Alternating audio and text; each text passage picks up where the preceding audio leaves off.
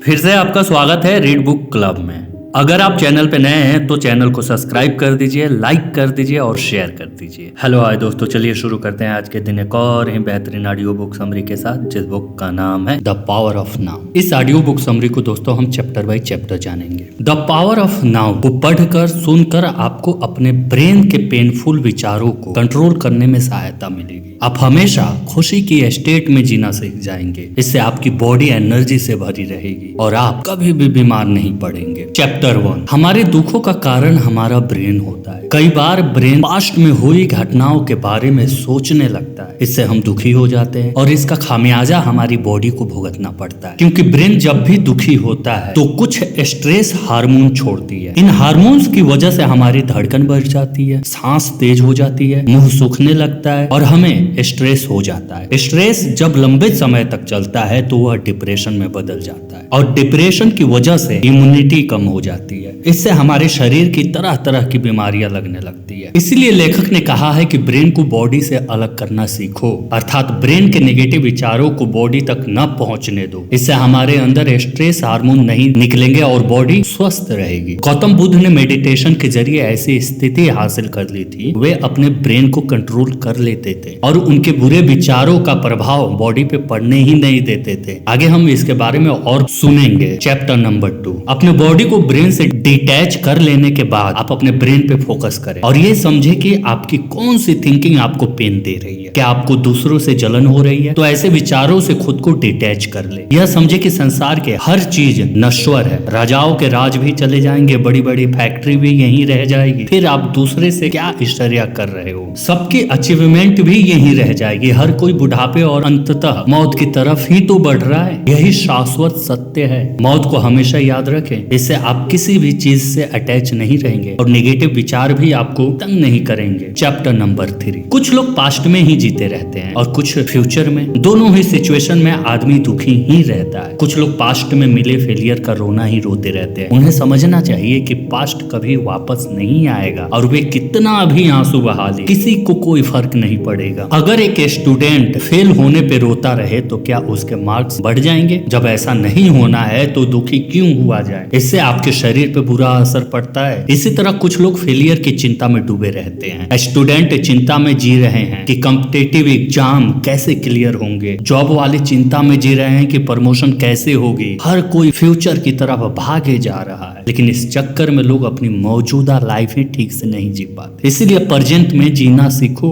जो कुछ भी आपके पास आज है उसके लिए यूनिवर्स को धन्यवाद दो। ऐसा करने से आपका दिल खुशी से भर जाएगा और आपको लगेगा कि आपके पास सब कुछ है। छोटी छोटी चीजों में खुशी ढूंढ लें। कभी भी खुद को दूसरे से कंपेयर ही ना करें। अपने झोपड़े में ही ढोलक बजाकर खुशी पैदा की जा सकती है। हो सकता है महल वाला 1000 टेंशन में जी रहा हो। चैप्टर नंबर 4, जरा सी मुसीबत आने पे बहुत से लोग सोचने लगते हैं, हे भगवान मेरे साथ ही ऐसा क्यों होता है। लेकिन ये नेगेटिव स्टेटमेंट है जो हम अपने दिमाग को दे रहे हैं और इससे दिमाग बेहद डिमोटिवेट हो जाता है। फिर वो अपनी तरफ प्रॉब्लम आकर्षित कर लेता है। इसीलिए नेगेटिव वाक्य ना बोले, क्योंकि ऐसा नहीं है कि आपकी लाइफ में ही प्रॉब्लम है। सबको कोई ना कोई प्रॉब्लम होती ही है। इसलिए ऐसा माइंडसेट बना ले कि डेली कुछ प्रॉब्लम तो आएंगी ही, लेकिन आप उन्हें सुलझाते जाइएगा और जीवन का मजा उठाते जाइएगा। जितना आप सॉल्व कर सकते हैं उतना ही कीजिए, लेकिन ऐसा बिना परेशान हुए करें। दूसरों की हेल्प ले सकते हैं, लेकिन इसके लिए हमेशा पहले से ही दूसरों की हेल्प भी करते रहिए, क्योंकि हेल्प वापस आता है। चैप्टर नंबर 5, अच्छे दिन आने पे लोग मजे में डूब जाते हैं और अपनी जिंदगी पे ज्यादा ध्यान नहीं देते, लेकिन जिंदगी पल पल बदल सकती है। इसलिए हमेशा सजग रहें और आप कोई क्रिएटिव काम करना चाहते हैं तब आपको हमेशा अलर्ट रहना चाहिए, क्योंकि क्रिएटिव विचार अचानक से आते हैं। वे कभी भी कहीं भी आ सकते हैं। हो सकता है आप सब्जी खरीद रहे हो तब आ जाएं, या कहीं यात्रा कर रहे हो तब आ सकते हैं। उन्हें उसी समय नोट कर ले, क्योंकि वे जल्दी से गायब हो जाते हैं। इसी तरह लाइफ में कोई ना कोई नई घटना किसी दिन जरूर होगी। इसीलिए यह मानकर निश्चित न बैठ जाएं कि मेरे लाइफ में सब कुछ अच्छा है। चैप्टर नंबर 6, कुछ लोग जीवन में जरा सी सफलता पाते ही ईगो यानी अहंकार से भर जाते हैं। वे अपने सामने किसी को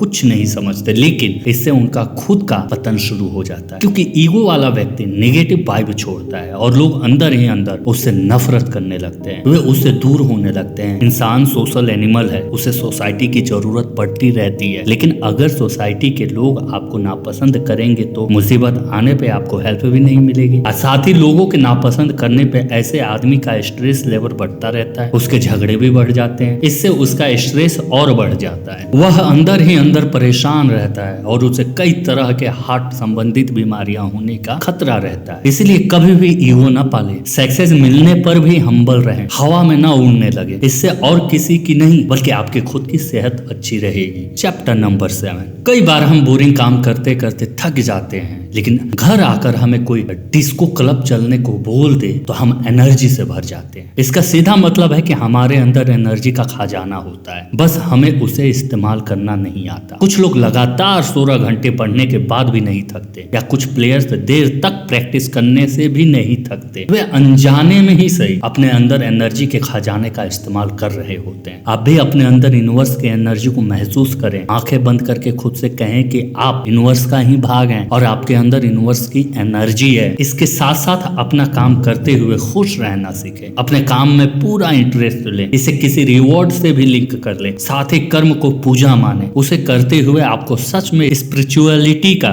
एहसास होना चाहिए। हर काम में स्माइल के साथ करें। इस सब तरीकों से आपके अंदर एनर्जी कभी भी कम नहीं होगी। Chapter number 8। मानव रिश्तों की मोहमाया में उलझा हुआ है। किसी माँ को बेटी को दूर जाने का गम सता रहा है तो किसी को अपने लवर से न मिल पाने का। रिश्तों से ज्यादा अटैचमेंट अच्छी नहीं है। निर्माण प्राप्ति के मार्ग में इस अटैचमेंट को सबसे बड़ी बाधा माना जाता है। गौतम बुद्ध ने अपनी इस मोहमाया का त्याग कर दिया था। वे अपनी पत्नी और बच्चों को छोड़कर ईश्वर की खोज में निकल पड़े थे और तभी उन्हें निर्माण प्राप्ति हुई थी। लेकिन सबको ऐसा करने की जरूरत नहीं है, बस आपको किसी के भी प्रेम में अंधा नहीं होना है। अगर आपके बच्चों को टाइम पर घर आने में देर हो जाए तो दुख में पागल ना हो जाए, बस फोन करके वजह पूछ लें। इसी तरह अभ्यास करने से आप अपने अटैचमेंट को कम कर पाएंगे। इससे आपके दुखों का कारण भी कम हो जाएगा। दूसरी बात यह है कि हर कोई अपना ख्याल खुद रख लेता है। सबको अपनी जिंदगी प्यारी होती है, इसीलिए आप उनकी इतनी चिंता न करें। आप बस अपने मेंटल और स्पिरिचुअल हेल्थ को